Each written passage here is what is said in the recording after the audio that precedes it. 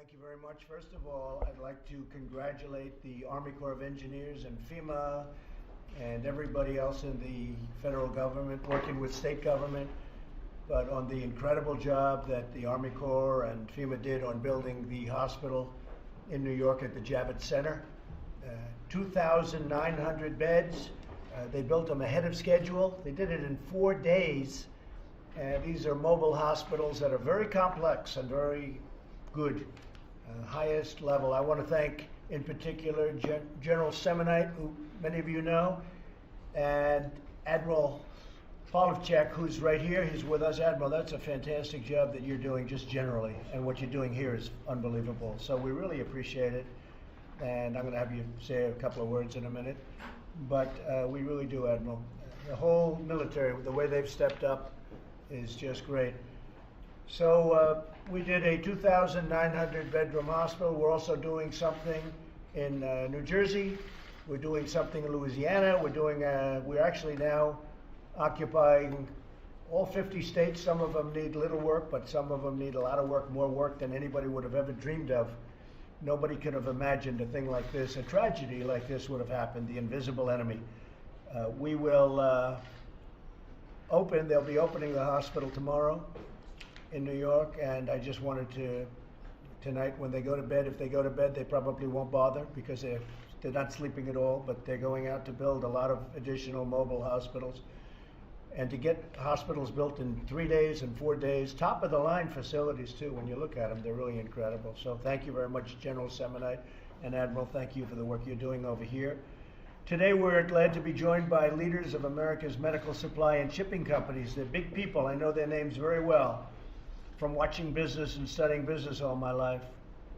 We're waging a war against the invisible enemy. We are grateful for your tremendous partnership. It's been incredible, and the work you've done so far, and I know you're not only so far, you're geared up. I know that for a fact. And we thank you for the amazing job you're doing and your amazing workers and truckers for delivering record amounts of life-saving equipment. We've set every record you can set. The federal government has done something that nobody's done anything like this other than perhaps wartime, and that's what we're in. We're in a war. My administration has mobilized our entire nation to vanquish the virus.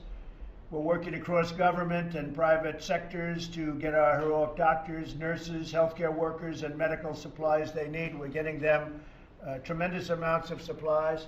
We do have a problem of hoarding. We have some healthcare workers, some hospitals, frankly, individual hospitals and hospital chains. We have them hoarding equipment, including ventilators. We have to release those ventilators, especially hospitals that are never going to use them. They have to release them.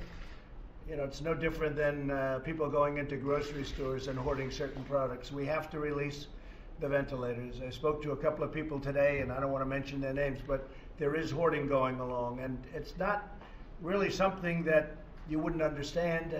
They don't want to lose their ventilators in case they need them, but these are areas, in some cases, that probably will not need them, and in some cases, even if they do, they have too many.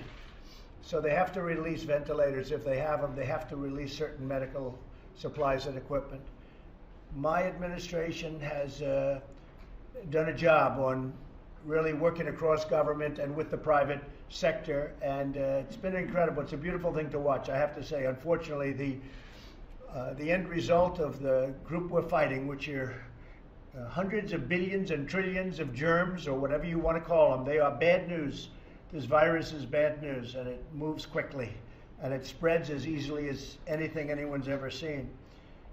FEMA and HHS have shipped or delivered 11.6 million N95 respirators, 26 million surgical masks, 52 million face shields, 43 million surgical gowns, 22 million gloves, and 8,100 ventilators just over the last very short period. We've shipped many ventilators. We shipped many to New York. We just shipped some new ones to New York City for the mayor. We've just shipped a lot of ventilators to Louisiana, New Jersey. We're shipping a lot of ventilators. We're grabbing them and getting them, and we're doing it any way we have to, whether we use the Act or we just use the Act as a threat. Yesterday, I visited Naval Station Norfolk to see off the USNS Comfort, which will arrive in New York on Monday. It's very exciting. I think the governor will meet it, greet it. It's stocked with equipment and goods and all sorts of anything medical they've got. And as you know, they're not going to be using that for COVID. They're going to be using that for other people so that room is made for COVID. So we're not going to have COVID patients, COVID-19 patients. We're going to have people that will unoccupy hospitals on land, and then those hospitals are going to be filled up with COVID-19 patients. So I just want to thank all the people. As you know, the USNS Mercy is now in Los Angeles, and the governor has been very terrific to us. Governor Gavin Newsom, he's been very nice, and we're working together really well on this, very important. But the Mercy arrived, and the Comfort will be arriving on Monday, and it will be hopefully greeted with great fanfare because it's 3 weeks ahead of schedule. As you know, we formed a historic partnership with your companies to bring massive amounts of medical supplies from other countries to the United States, and you bring in big amounts. This morning, our first project, and we call it Airbridge. It's Airbridge, that's the name. And it was a flight that landed at JFK and contains nearly 2 million masks and gowns, over 10 million gloves, and over 70,000 thermometers.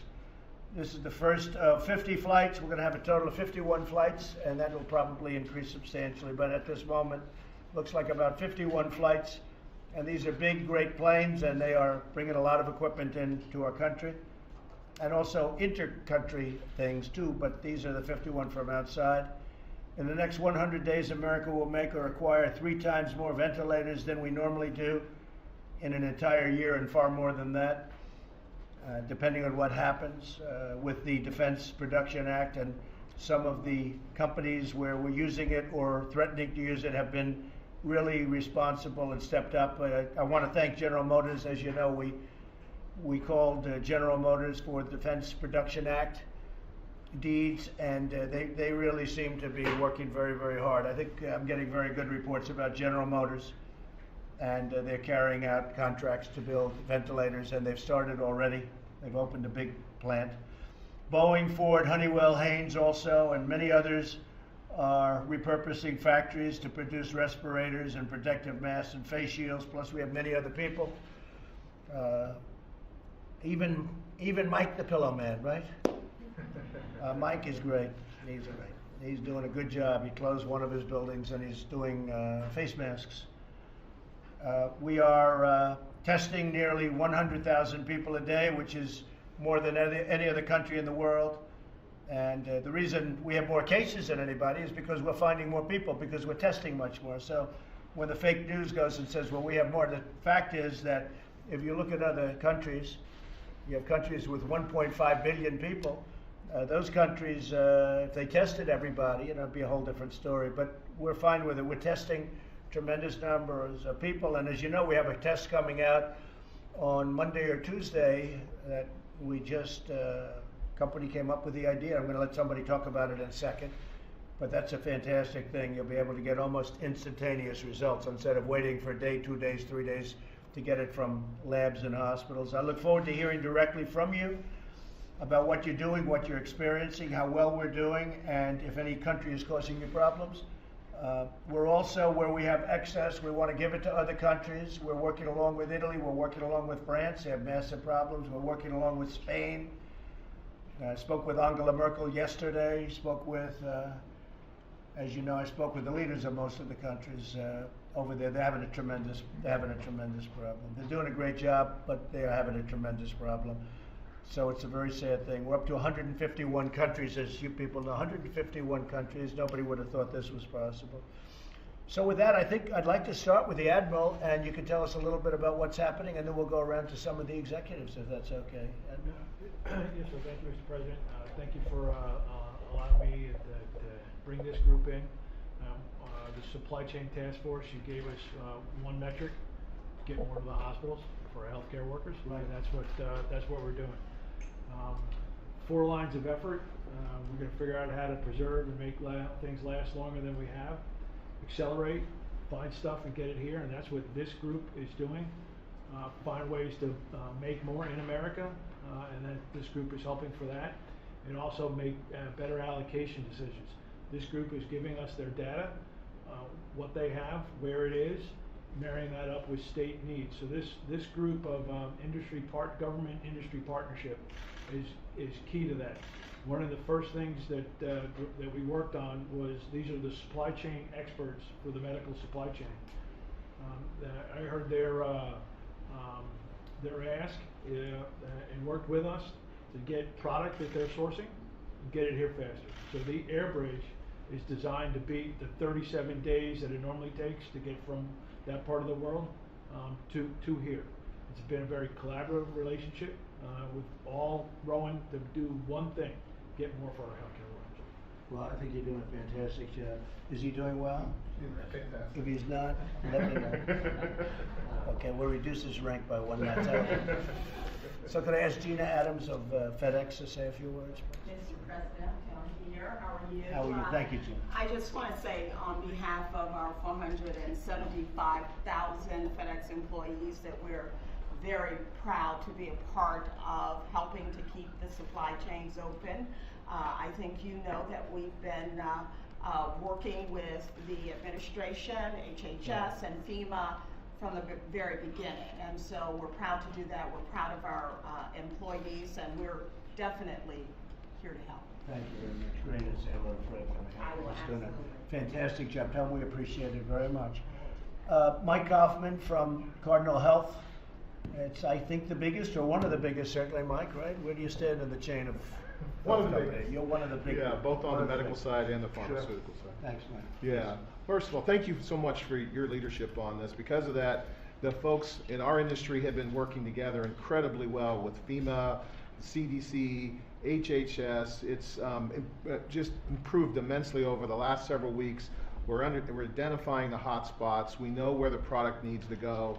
And it really shows how well the supply chain is working. And so we really appreciate the efforts that we've seen from the Admiral and others. And So you're finding good coordination. very good coordination.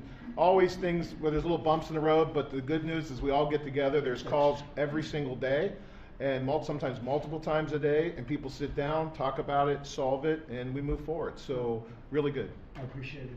Yeah, Thank you thanks. very much, Mike. Please, go ahead. So I'm Laura Lane with UPS, and what you didn't know is that you have another branch of service. It's the Brown Army, and we're ready to deliver everywhere. Yep. And in terms of our support for that air bridge, we've seen almost 50% increase in the cargo that's being loaded out of Asia and bringing that here so that it can be distributed to the places that's needed. We've got great partners in Cardinal and McKesson and Henry Schein. We couldn't ask for better partners in terms of getting the products to where they're needed. And I'm just going to let you know we're job. going to do what you need. I know you are. Thank you very much. Yeah. Appreciate it. Fred? Yeah, please. Well, Henry Schein is really honored to work with your administration. Thanks. It's a lot of stuff going on. I won't repeat the things that we collectively are doing, but the PPE distribution is key. We are 100% focused on that, kind of outside the four walls of the hospital. We need to get these products also into the frontline care providers that are taking care of the spread and stopping it. We're into working with your administration on Buy in America, and that's a key initiative I won't get into today. But what you touched on testing is very near and dear to our hearts. We brought and announced Friday 2 products into the market, which is a rapid test. Doesn't require a machine, doesn't require molecular. We do need more rapid tests in this country. We need to catch and get people back to work. It's a great test. We'll be working closely with your administration to get it through, and naturally the healthcare providers out there, because this will get Americans back to work faster. Thank you, Fred. Appreciate this. If I could, Brian Tyler from McKesson, great company. Thank you, Mr. President. Thank you for having us here today. I've spent most of my career in the pharmaceutical and medical supply chain, and it's been the rare day that our products were front and center. We're usually behind the scenes, always on utility, making sure healthcare works. I think we do a terrific job in this room. The issue recently has not been the supply chain per se, but it's been supply. And I would love to compliment the Admiral, FEMA, the teams we're working with at HHS and really all across the administration for the energy, the communication, the facilitation, and the willingness to listen. Because I know I speak on behalf of all of the associates represented by the companies in this room. and particularly our warehouse workers, our transportation drivers who are right next to the front line of the caregivers we all spend most of our time thinking about, that we're ready, willing, and able to bring the collective resources of this industry to help address that. And the Admiral and his team has been a very big part of our early successes. Great, thank you very much. I appreciate it. Ed, please. Sure. First of all, Mr. President, thank you. Thank you for everything that your administration has done. Thank you for your leadership, and thank you for what you're continuing to do. You have enabled us to work closely as an organization or as a group. In addition to that, do what we need to do, which is get those products to those on the front line. In addition to that, you've enabled us to continue to leverage our manufacturing capabilities in America, specifically in Lexington, North Carolina. And I want to thank the administration for helping us and assisting us as we've gone through the process with FDA approval at record time of additional approvals of equipment there to make Going fast. It's working. I mean, the barriers that have been eliminated are significant. What about the sterilization of masks? Because I'm hearing that that's a process that absolutely can happen if they have the right equipment. How is that going? Sterilization of masks. So the sterilization mask is in process. From that aspect of it, it's really, getting the masks from the facility back and then having those people who are experts in the sterilization help that to extend the life of the mask. They can do that, and They for can. some reason they're not doing that. I don't know why. There's some companies that make the equipment to do it. They can sell it directly to the hospital. Bring it, I don't care, bring it directly. Yes, please. So that's in the preservation line of effort, and we will be bringing to the White House Task Force early this week ways to go accelerate that to make a mask be 5 masks.